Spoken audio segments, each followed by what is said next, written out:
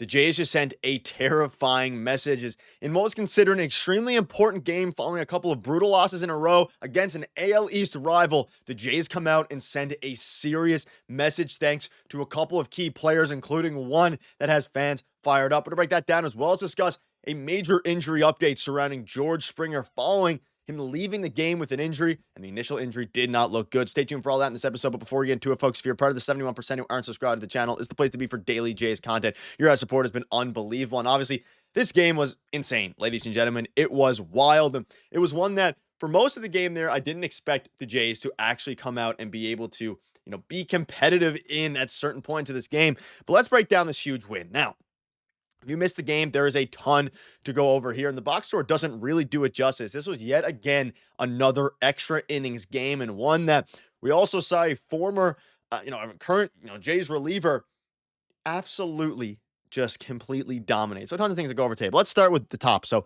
Bichette, Vladimir Guerrero Jr., Anthony Santander. Anthony Santander went 1 for 5. He's still trying to find his stroke. He did hit a very clutch double, which ultimately lended to Nathan Lucas getting picked off, which is a story for, later on in this video. But as it pertains to Bichette and Vladdy, it was very good games. Vlad's average now, despite, a lot of fans out there are kind of thinking he's cold because of the power. He has not been hitting for power at all, but he's been getting a ton of base hits. He has now moved up to over a 300 average. Now, obviously, the OPS isn't going to be there because he hasn't hit for power, but he finished 2 for 5, and Bichette went 2 for 6. But most importantly, he got in the top of the 8th, a 2-out RBI single to tie the game at 6. And of course, the Jays ultimately ended up winning in extras. But this was a game surrounding, how important it is for this Blue Jays team to battle. Because we just witnessed the most terrifying thing about the Jays, and it's the fact that they are able to battle. They are able to come back consistently in these games, and the offense has not even begun to click yet. And that is what's terrifying about this team. They aren't clicking offensively. They're making tons of just really dumb plays, quite frankly. Now, there's a ton of them to get into this video, whether that's Nathan Lucas getting picked off, whether it's a bunch of errors, some base running mistakes. But regardless, the Jays got the job done. And you see, of course, Andres Gimenez with a good game. Alejandro Kirk hit his first home run of the season in a fantastic game. They're still not hitting home runs. Alejandro Kirk only had one, he only had the one home run of the game. They haven't been able to really find their power stroke. But I also want to talk about a couple different things. Now, obviously, throughout this game, Ernie Clement had 4 hits, Straw had 2 hits. The bottom of this order has been absolutely fantastic. Specifically, even Ernie Clement, Miles Straw, and even Davis Schneider in today's game, they played really, really well. One of the key reasons that they won this game. You think of Ernie Clement, multiple doubles. He had a couple singles. He went 4 for 5, and he is one of the big reasons that the Jays even won this game in extra innings, and even one of the reasons they got to extra innings. Miles Straw was technically the reason they won this game. Of course, we think back to the 11th inning there, or the 10th inning, sorry, with Miles Straw.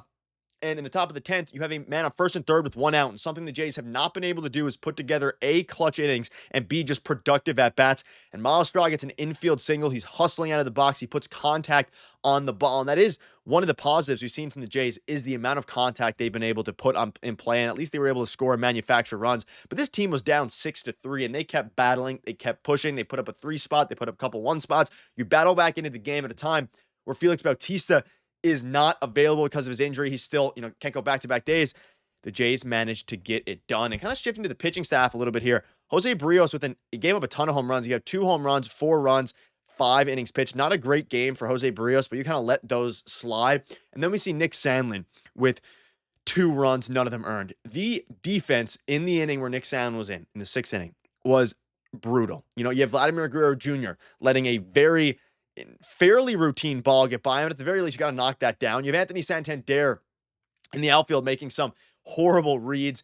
It really wasn't, the team did themselves no favors. And that's why this loss would have been so devastating. This would have been the 3rd straight loss of the Jays, and it would have been games where they could have easily won if they played clean defense. Like I covered in yesterday's video, the games, and even the one earlier today, the games against the Red Sox and even yesterday's game with the Orioles, the Jays are beating themselves. That is what's been happening. And they almost beat themselves tonight. Luckily, their offense is able to be scrappy, and they're able to scrape away a win thanks to some very good bullpen innings by Brendan Little getting 2 outs, taking over for Sandlin. Mason Flaherty with a 1-2-3, or not 1-2-3, a clean inning though, no runs given up. And that's what's going to matter here is the middle inning guys. Of course, Jimmy Garcia dominant after the Jays tied it up. And then, of course, you have Jeff Hoffman there, who was also extremely dominant, beyond extremely dominant. I don't even want to understate this. Jeff Hoffman was I mean, you could argue he was the MVP of this game. You could argue that whoever you want to make the MVP. I'm probably going to give it to Jeff Hoffman here. You could also give it to Bichette.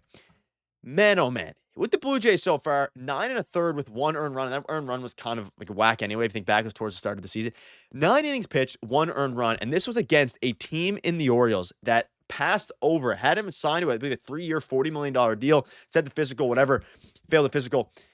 And Jeff Hoffman came out and said at the start of the year that he's excited to play the Orioles. He wants to really go at them. He goes out and takes care of business in the bottom of the ninth, comes back out with the ghost runner on, and takes care of business in the bottom of the 10th with the Jays scoring 1 run. That's now the second game they've won in this short season thus far with, just scoring a runner in extra innings. And the fact that they were up 7-6 heading into the bottom of the 10th, and we have a closer in Jeff Hoffman, where I was thinking, okay, I am confident that he's going to be able to get out of this game clean. Like, obviously, with the ghost runner, you want to score at least usually 2 runs. The Jays got 1 run, thanks to Miles Straw putting contact and bat on ball, and thanks to some of the other guys as well, Ernie Clement especially.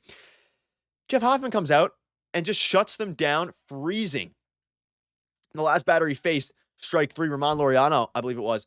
He's pumping 98. He's off to a fantastic start, and it is one of the reasons why the Jays have been able, and this bullpen has been so good in leverage, right? And of course, we know the offense, they kind of did their thing tonight. They had 16 hits for 7 RBIs. Like, obviously, they aren't hitting home runs. If this team can start to hit home runs, it's going to be terrifying. The moment they start to click, Vladdy almost had one today. Vladdy's starting to find his stroke. But Bichette's kind of found his stroke. Anthony Santander is slowly but surely finding it. You have Alejandro Kirk getting back on the board. Jimenez, George Springer, who, let's dive into the update now. He seemed to have hurt his wrist. John Schneider kept him out there, and then he swung at a 98-mile-per-hour fastball, one of the most important spots of the game that kept him in. Wasn't even close, and immediately went to the locker room. But he's fine. He's considered day-to-day. X-rays were negative on the wrist, which is very good news because this was it was a scary time. It was a very scary time because George Springer is one of the hottest hitters on the Jays, one of the hottest hitters in the MLB. For him to go down with a wrist injury and then continue the at-bat against 98 miles per hour, I mean, it was a questionable decision to say the least. But at the end of the day, they got the job done. And again, George Springer is perfectly fine, which was well needed. And as you look ahead now, of course, the Jays took care of business today. You have the Braves, and then you have the Mariners. You play tomorrow, the important game. It's always, a lot of people say, I believe Avery said it when he was in the video on the channel as well. The most important games to win are the last games of the series. The Jays now are going into the new series against the Braves, who are struggling mightily at home. The first game since Vladdy has been, signed to his extensions, a bunch of press conferences, all these different things. Ross Atkins is going to speak to the media.